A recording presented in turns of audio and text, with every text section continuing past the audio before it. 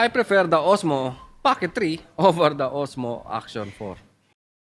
Hello guys, join me as I put the DJI Osmo Pocket 3 and the DJI Action 4, and let's see which is the best vlogging camera to you. And guys, so let's try to check the comparison specs of these two camera. First, the DJI Osmo Pocket 3 have already 1-inch sensor, while DJI Action 4 have 1 to 1/3 type CMOS sensor. f2 for the aperture of the Osmo Pocket 3 and f2.8 for the Action 4.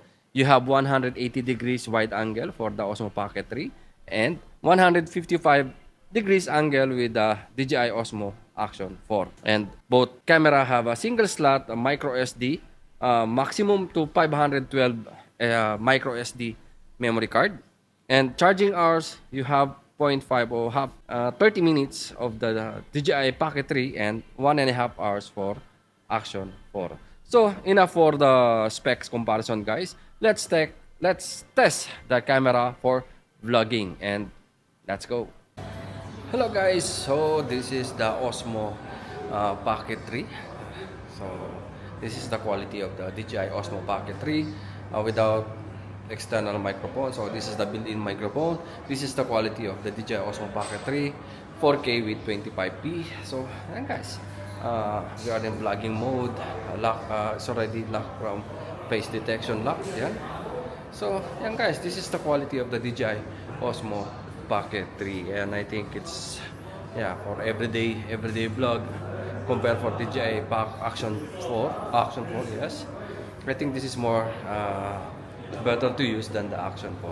But yeah, again, it's 1-inch sensor. So and guys, this is the quality of the DJI Osmo Pocket 4. So let's try to use the DJI Osmo Action 4.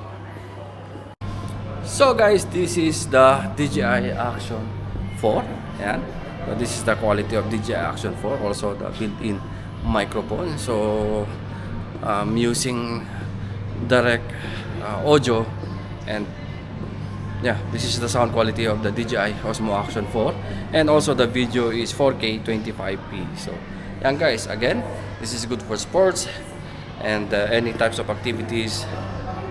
Mostly sports or underwater, then I will go with DJI Osmo Action 4 rather than the Osmo Pocket. So again, this is different types of camera. So but for vlogging, again, I would suggest for more sports, I will go with the Action 4. That's why it's Action. But for everyday vlog without any sports you needed, so I'll go the Pocket 3. So yan guys. So I think that's it for today's vlog. And actually guys, these two camera, there's no comparison on these two camera because these two camera have different use. Like for example, if you are for daily vlog, then I would rather choose the Osmo Pocket 3 for daily vlog, like everyday vlog, your life vlog, or anything regarding vlog, like everyday vlog. Yes, it's everyday vlog, then I'll go with the Osmo Pocket 3. But if my vlog is more in action or more in like sports, then I will go with the Action 4. That's why it's Action, name Action. Because more in particular in action, like sports, diving, skiing, or any types of sports, then I will go with Action 4. But if my vlog is like family vlog or everyday vlog, then that Pocket 3 is the best. So again guys, there's no comparison.